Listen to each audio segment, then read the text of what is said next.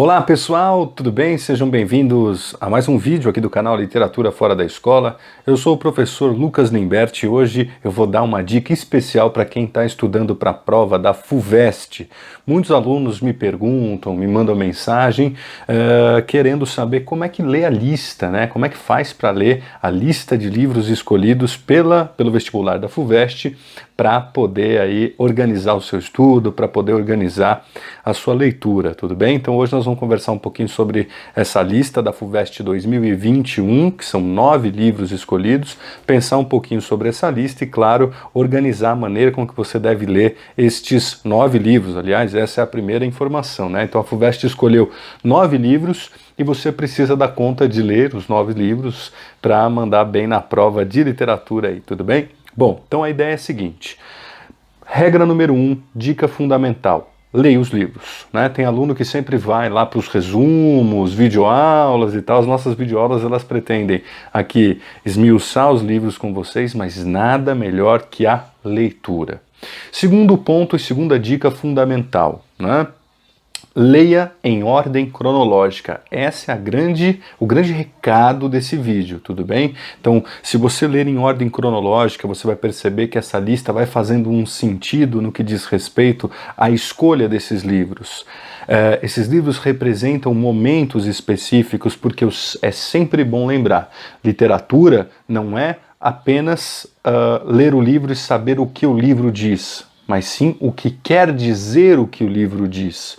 Essa é a ciência da crítica literária que, claro, sustenta os comandos de questão dos livros que você tem que ler, principalmente das questões aí da FUVEST. Então, se o aluno levar em consideração essa dimensão cronológica, com certeza você vai perceber que faz muito mais sentido aí entender a obra.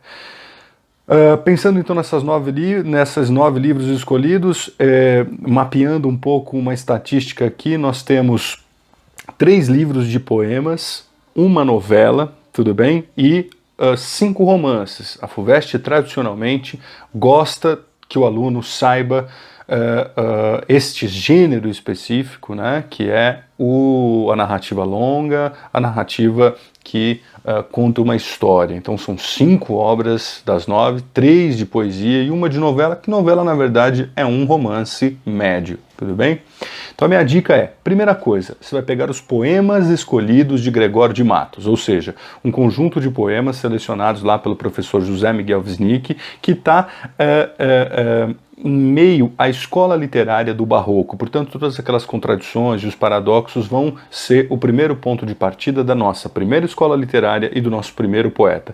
Então, perceber bem as diferenças, as classificações das poesias do Gregório de Matos, datadas do período seiscentista. Esse livro, a escolha desse livro pelo professor Wisnik é contemporâneo. Todavia, ele remete aos códices orais do Gregório de Matos do 1600, ou seja, o seiscentismo. Primeiro livro. Segundo livro que você tem que ler, A Relíquia de Eça de Queiroz. A Relíquia foi publicada em 1887, em conjunto com um segundo livro realista que você vai ler na sequência, que é o Quincas Borba, de Machado de Assis, publicado em 1891. Então, A Relíquia e Quincas Borba, Eça de Queiroz e Machado de Assis, o conjunto de livros que vocês têm que ler, que fazem parte da escola literária do realismo da segunda metade do século XIX, tudo bem?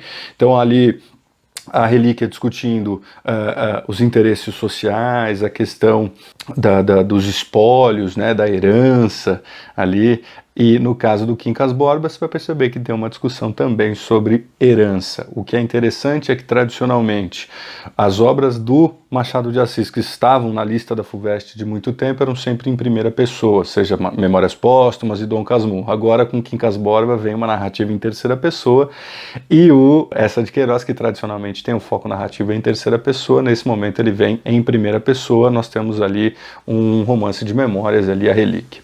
Depois nós vamos para a literatura brasileira da segunda geração modernista, a representação do romance regionalista da década de 30, com o livro Angústia, de Graciliano Ramos, datado de 1936. Portanto, a gente sai do século, estávamos em 1600, uma obra Gregório, 2 obras da segunda metade do século XIX, realismo, e uma agora do modernismo, tudo bem? Então o Angústia é o grande representante da literatura regionalista, com um dos maiores nomes, que é o Graciliano Ramos. E aí tem uma sacada interessante também. Tradicionalmente a FUVEST sempre trazia os livros do Graciliano Ramos em terceira pessoa. E agora ele vai trazer um livro de memórias, que é o caso do Angústia. Outra dica importante aí, percebam que a FUVEST está dando uma atenção à ideia de foco narrativo, tudo bem? Depois vamos para Claro Enigma. Claro Enigma, Carlos Drummond de Andrade. Isso é um ponto importante também. Agora nós estamos falando de poesia.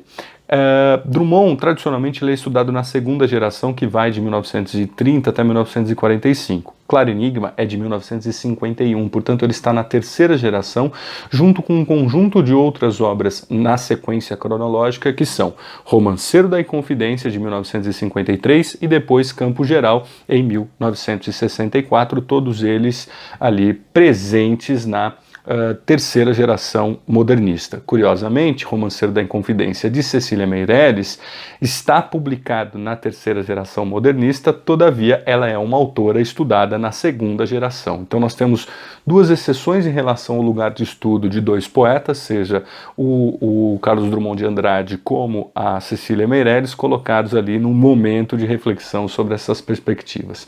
Drummond, um momento mais existencialista, pessimista, e a Cecília Meirelles mergulhando naquilo que seria uma projeção de vozes para outros períodos. Ela vai falar bastante sobre o que foi a Inconfidência Mineira, portanto uma menção poética ao arcadismo, né, a literatura brasileira de 1700. Depois, a FUVEST joga a gente para a chamada literatura lusófona. Vamos estudar Mayombe, do escritor angolano Pepe Tela. A data é 1979. Então a gente sai um pouco dessa linha do tempo Brasil e Portugal e mergulha nesse novo tipo de literatura que se estuda, que é justamente essa literatura lusófona, ou seja, dos países que não são Portugal e Brasil, que tradicionalmente estavam na lista, e que vão aparecer agora com a literatura angolana de língua portuguesa, lá a Guerra Civil, o processo de formação do MPLA, né, o MPLA, Movimento Popular pela Libertação de Angola, num romance polifônico.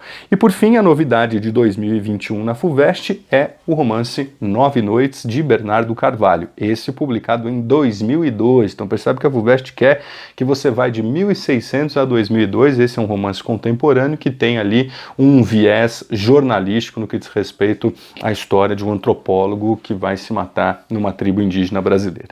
Então esse aqui seria o caminho, um comentário rápido. Você percebe que tem uma estatística interessante para você organizar o seu estudo em relação aos gêneros, lá então 5 romances, uma novela, que é o Campo Geral, que aliás muito interessante também, ele vai fazer uma discussão sobre o regionalismo, sobre o viés desse mundo distorcido da miopia do Miguelin, que acho que é sensacional também, mas percebam que tem a FUVEST quer dar um olhar específico para essa linha do tempo, por isso que a leitura cronológica vai fazer todo sentido, tudo bem?